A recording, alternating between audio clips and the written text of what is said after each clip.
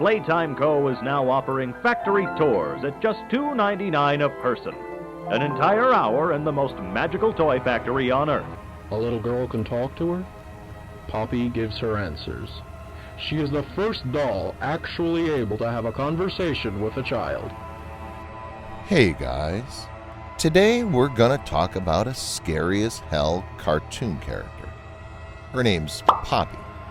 Yes, she's a girl monster. Poppy is a blue-colored, creepy monster who looks like a deformed, weird blue cat. Her body is covered with blue fur, and she walks like a human on two legs. Her face is cat-shaped, and she has two cat ears. Her eyes are black and round. The most prominent feature of Poppy is her horrifying mouth.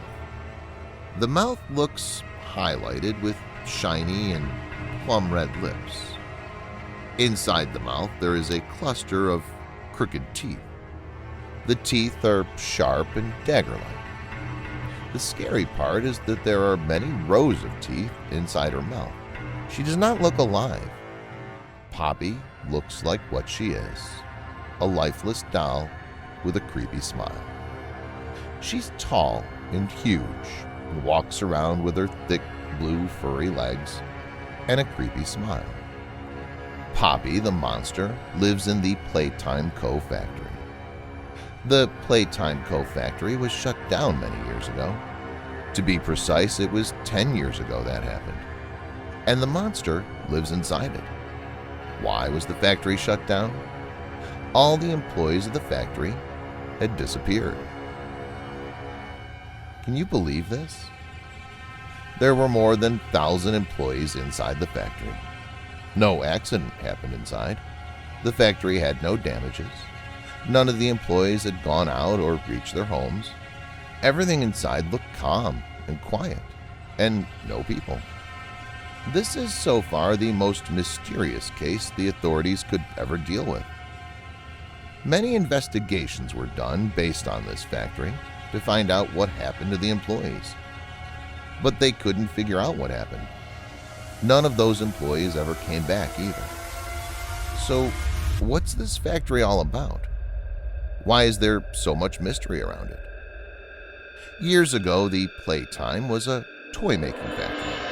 They had a large production system going on for 24 hours with employees on various shifts. The Playtime factory was also popular for letting people watch the production system at a minimal rate.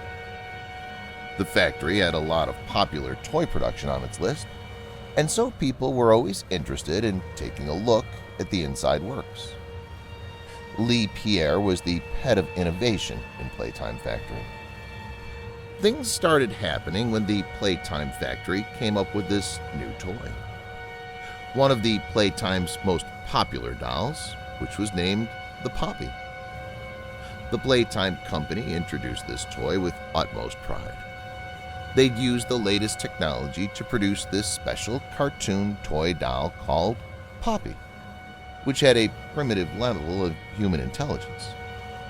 The robotics area of science was growing at that time, and the company merged those features with their toy mechanics to make this doll. She is supposedly the first truly intelligent doll in the world. Poppy was something like a human robot. She could interact with little girls who used her as a doll. The Playtime Enterprise claimed that Poppy is the first doll who could interact with a girl like a friend. When Poppy talks, first she introduces herself and says that she loves you. Then she'll request you to polish her shoes or brush her hair.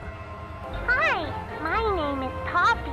I love you. Can you help me polish my shoes? Poppy, the doll, smells like a poppy flower. She's proud of being a girl. She always says that I'm a real girl. I'm a real girl, just like you. The launch of Poppy Doll was a big event. The doll was marketed well. So within a short period of time, there came a large number of orders for Poppy, the intelligent doll. With such a huge number of orders for the doll, the factory had to do some rearrangements in their production. They had to pause all of their other toys production for a while and started making Poppy dolls exclusively. On the first day, the employees unitedly worked hard and 2,000 dolls were made. Finished dolls had to be packed the next day for delivery. Until then, they were all taken to the basement for safe storage. This was done by the day shift employees. As the day employees left, the night employees went inside. They had to push out another 2,000 dolls that night, so they immediately started working. Within an hour of their start, the employees started hearing noises. At first it was feeble, so the employees ignored that and continued working. As time went by, the noises became louder and clearer. All the employees wondered where this is coming from. Those sounds were voices of a girl, which they recognized to be the voice of the Poppy dolls.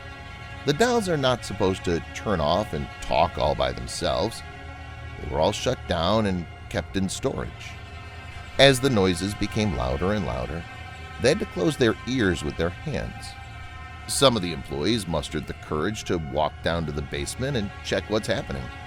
They went, and what they saw there in the basement was shocking. All the 2,000 dolls were up and walking. They were talking many things. The noise was loud. Some of the things the dolls said were, "I'm a real girl," and "I love you." The employees could not believe their eyes and ears. As they were watching, all the dolls merged into one big doll. The giant Poppy started approaching the employees. Suddenly, they started screaming and running away. But it was too late for that. The Poppy doll caught the employees, and what happened afterwards was a massacre. The doll started eating the employees one by one. Her red lips became bloody red, and blood was dripping everywhere. The giant doll walked out of the basement and went to the production area. Hundreds of employees were there who were scared to death. When they saw this monster doll approaching them, all of them started screaming and running everywhere. The Poppy doll started picking up all of them one by one and ate. It took her no time to finish all of them. Thus, all the employees inside the factory were brutally killed and eaten by the Poppy doll. However, the outside world could not know what this atrocity. They saw that, one fine day, suddenly, all the employees in the factory had disappeared, just like that. But the thing is, there was no evidence of what happened in that night. The giant Poppy doll never came out of the factory. Her existence is unknown to the human world. All we know is that 2,000 dolls also disappeared along with the employees. As the factory got shut down, the giant Poppy doll stayed inside, waiting for another night for a good treat. She's still waiting there. For any of you who make a mistake and go inside the factory at night.